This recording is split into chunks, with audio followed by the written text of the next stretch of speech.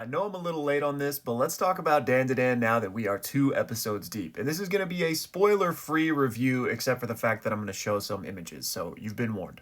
All right, first things first, I just have to say that this show is gorgeous. Science Saru has knocked it out of the park in terms of the aesthetics and the cinematography and just the use of color. It is so beautiful to look at. And from what I've seen, I have not read the manga for reference, but I've seen some manga to anime comparisons and shown how they've adapted specific scenes, and they have been so true to the source material, and you just love to see that when you're watching an adaptation like this. So kudos to them for this, and this really is just a joy to watch in the truest sense of the word. But not only are the visuals fun, the entire kind of premise and dynamic between the two main leads is also really fun. I love the whole ghosts versus aliens element and just like the wide array of possibilities that is going to present here. There really is no limit to what we could encounter, and that's just really fun.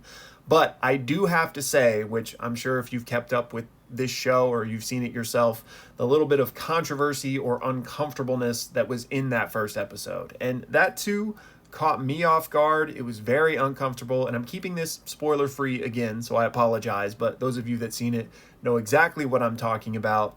That one scene kind of pushed the boundary a little bit too close. Nothing like truly happens or fully happens or anything, but it was still just a bit, uncomfortable, I think is the best way to put it. But those in my community that have read the manga tell me that that's kind of as far as the boundary pushing goes in terms of the general freakiness and, typical anime manga weirdness when we get to certain subjects. And again, you guys know what I'm talking about. Anyways, that's one of the reasons I wanted to wait until I had seen a couple of episodes before I put my thoughts out on it. So now that we've seen episode 2 this week, yeah, this show is so gorgeous, and that alone is going to keep me watching for at least season 1, and I'm going to wait until after that finishes to decide if I will pick up the manga. But this whole black and white sequence was just so well done. The use of color again has just been top tier, and this entire time made me think of like the game Cuphead or a Cuphead boss.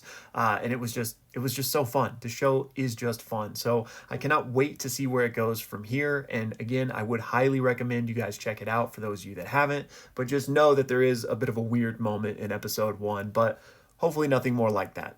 Anyways, y'all, that's all for this one. Be sure to let me know your thoughts down below. What did you think of these first 2 episodes? Are you going to be sticking with it? Are you going to pick up the manga? And if you already read the manga, how are you feeling about the adaptation so far? And also, don't forget that we have watch parties for this show right when it premieres every single week. We have one right when it comes out, and then we have one 5 hours later. So there's probably one that will work for your time zone. So be sure to join the Discord and come hang out with us.